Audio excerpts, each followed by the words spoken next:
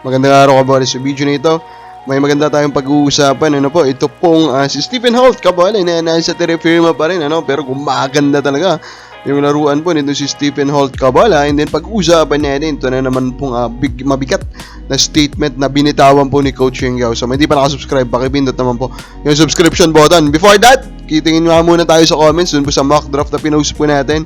Sabi po nito si Kim Oliver Pelaez, boss, di ako mahilig sugal, pero if ganyan kalalim ang draft, pusta ako second round or late first round na yung si Cancino mo, 100 lang Gcash. Okay, first, hindi ba ako nakikipagpustahan ka bola, no?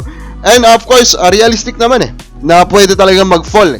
Even to the second round po, ito po si Cancino, di ba? We saw that happen to Rivero last year. So, yan, hindi yan nakapagtaka. I think you will be having a good bet kung meron mang papatos dyan po sa offer mo na yan, kabola. Pero sa pahingin natin, may big difference kasi yan in a way. Kasi si Cancino pa rin, di ba? When he was still playing, he was still, in a way, much effective dito kay Rivero, kabola. At saka, naglaro siya dito sa most recent na season ng UAP.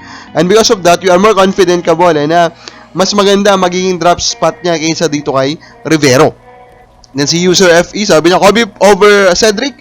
Sa palagay ko, mas kailangan ng ROS si Barefeed plus Hepa. Ang lakas na nila. At sa tingin mo, if nandyan pa si Lane or Gozum sa 6 pick, din nila kunin yan. So, you are talking about big man, yung si Lane at saka si Gozum.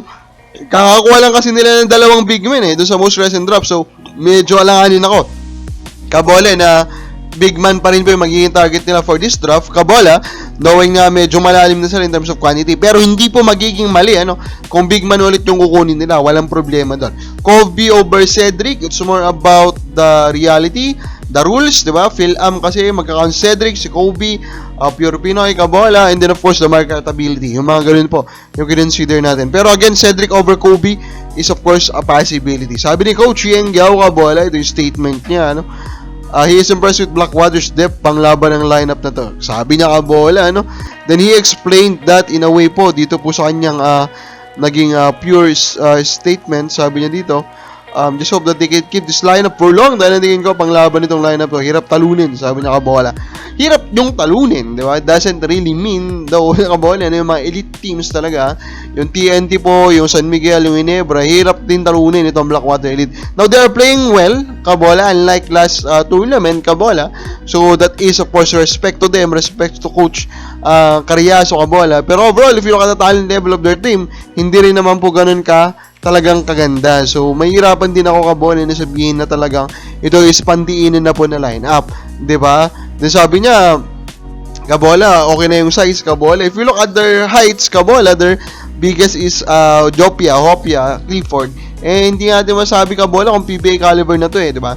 They have the size overall, diba? Hindi na sigurong kaliit, pero wala pa rin sila ng mga Giants. So, hindi pa rin talaga ito masasabi po na pangdiinan na po na lineup.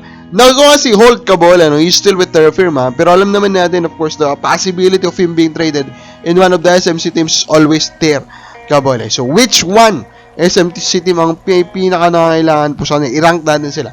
Number 3 ko, San Miguel Bermen. So, of course, guard rotation mo titignan niya ang kabola. CJ Perez kasi, siya yung pinaka-kumbaga ball-heavy player out of all the 3 SMC teams, kabola. So, adding another ball-heavy guy in Stephen Holt there, medyo pangit na yung fit, kabola. So, because of that, may Terence Romeo pa sila, diba? Hindi pa naman nila tinatrade. So, overall, last place natin, San Miguel. Barang Ginebra, nasa middle, kabola. Of course, malalim din yung guard rotation nila, pero marami ring matatanda. L.A. Tenorio, of course, matanda na yan. Pringle, matanda na po yan, kabola. Scottie Thompson naman, isa yung klase ng guard, kabola, / wingman, na hindi naman kailangan masyado yung bola. So, Holt will be a fine po na fit po there. Then, of course, number 1 natin, Magnolia Hatchets. Magnolia, deep din yung kanila pong guard rotation. Gio Alalon is there, kabola. Baroka is there, kabola. Pero maraming matatanda Baroka, of course, matanda na. Lee, in a ways, matanda na rin, kabola. So, overall, Magnolia, kung baga may pinaka-biggest need for Holt, pang tinignan mo rin, sila yung may pinaka-biggest need din for a scorer. So, number 1 natin, Magnolia. Kabaka sa paligay mo, kung pati trade si Holt, sa kaya siya mapupunta. Comment lang po sa baba.